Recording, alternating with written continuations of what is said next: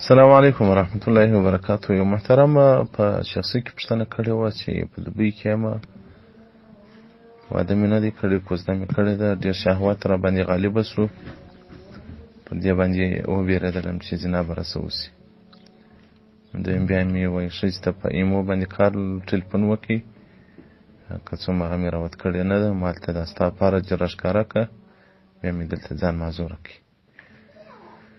محترمه، تاسو په دې شانو کې ډېر مروت او غیرت په ځان کې راولي، ځکه فقهای کرام وایي په حالت د جماع کې لا باید سړی د ښځې و فرج ته نه وګوري. که څوم کتلې جواز دی، خو ادب دا دی چې سړی د خپلې ښځې فرج ته نه وګوري، ځکه بي عایشې صدیقه رضیالله عنها وایي چې تر اوسه پورې چې رسول الله صلی الله علیه وسلم له دنیا څخه رحلت کوو، نه ما د ده فرج ولیدل نه ده زما فرج ولیدل. او ادب طریقه هم دا ده چې سړی د خپلې ښځې فرج ته نه وګوري او ښځه د نارینه و فرج ته نه وګوري. کتل کې څوم جواز لري، ځکه ښځه تر سره تر پایه پورې انسان ته یې کتل او انسان نه په پر اخیستل هغه پروا نه لري. خو ادب دا دی سړی په جماع کې هم باید احتیاط وکړي. مسنون او مشهوره طریقه هم دا ده، سړی د حیوان طریقه نه کړي مختار. نو محترمه فقهای کرام وایي په لاس باندې ځان معذور کول د حرام دي. الله جل جلاله په قرآن عظیم شان کې راته وایي والذین هم لفروجهم محافظون، هغه انسانان به نجات پیدا کړي چې هغه د خپلو فروجو د خپل فرج حفاظت کوي، نه په لاس ځان معذوره کوي او نه په زنا کې نه په لواطت کې. نو فقهای کرام وایي دا استمناء بالید دا حرام ده. خو که چیرې وایي پر سړي باندې شهوت غلبه وکوله، دی بیرېدی چې زنا به راسه وسي، فهو جائز فی الجملة بل قیل بوجوبه. بیا روا ده، بعضې علما کرام وایي دا واجب لا ده چې سړی د زنا سره مخامخ شي، بیا د تسکین د شهوت په لاس باندې وکړي. نو دا چې سړی د غیر په طبیعت باندې ځان معذوره کوي، دا بالکل حرام کار ده. او که سړی واقعیت وبېرېږي، خو نو بیا الله پته علم لري، زه خو علم نه در باندې لرم، خو هم ستا ډول بنده یم چې دا خبره راته کړې ده، پر هغه مطابق به جواب در کوم. نو که واقعیت پر زنا باندې وبېرېږي چې زنا راسې کېږي، بیا که تسکین د شهوت په لاس سره وکړي څه مشکل نه لري. خو دغه ښځې ته ټلیفون کول، هغه تا تر اوسه راوت کړې لا هم نه ده، او ته د دې فرج ته په ایمو کې ګورې.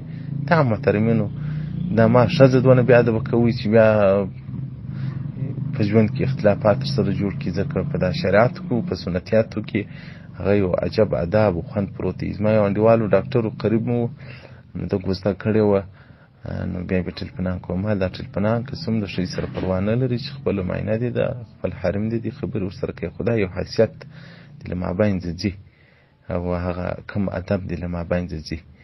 نو واقعیت هغه و چې بیا د واده راوکړي، واده یې وکړي، بیا د ما ته ویلو له دیوبندي مولوي صاحب هغه ستا خبر ده، هغه زموږ ستر کللی دی، زموږ حیثیت کللی دی، زموږ ادب له مابین څخه کللی دی.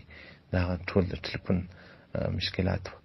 نو محترمه، د ښځو سره تاسې ژوند وکړي، هغه تاسې ژوند ما ورسره کوو چې ته په ایمو کې د دې و فرج ته ګورې یا دا ستا فرج ته ګوري. دا د انسان اخلاق یې هم نه قبلي، دا مروت ته، دا مړانه په انسان کې و، غیرت یې قوه و شجاعت یې پروت دی، دا مه بایلي.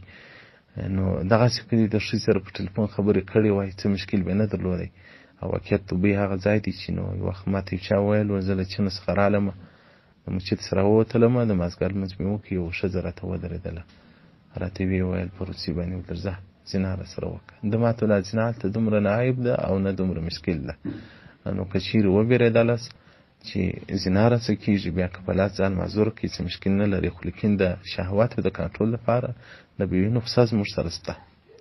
رسول الله صلی الله علیه وسلم وایي که تاسو طاقت درلودی چې واده وکړي، خو واده وکړي، او که مو طاقت ته واده نه و، شهوات مو ډېر، رسول الله صلی الله علیه وسلم هر کوي روژې نیسي. روژې سخت د انسان شهوت، سخت د نفس کمیش په کمی په راځي، او سخت ثواب هم لري، بیخي ډېر ثواب هم لري. محترمه، بیا روژې شروع کړه او قبر په سترګو کې یاد لره، ځکه رسول الله صلی الله علیه وسلم وایي تاسې قبر در په یادوئ، هغه څه در په یادوئ چې شهوت ختموي. نو چې د انسان قبر په سترګو کې تصور وګرځېږي، بیا د پردۍ نجونو ته نه ګوري، بیا زناوې نه کوي. همدا چې اوس زموږ حاجیان صاحبان په دوبۍ کې په نارواو باندې اخته دي. سبحان الله، سړی اوس وکړي څه؟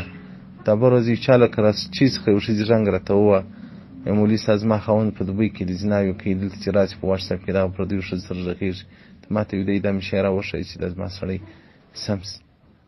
سبحان الله، زموږ دغه د خپل اهل سره دومره بې وفایي ده، پر پردیو اخورانو باندې سرونه کښته کړي، خپل پاک حریم خپل پاک اهل یې پرې ایښي په پردیو نجونو باندې. بیا یې ورځ راسي الله به حساب ورسره وکړي. نو موسوعة الفقهية صفحة 8 مباحث الاستمناء جلد نمبر 4.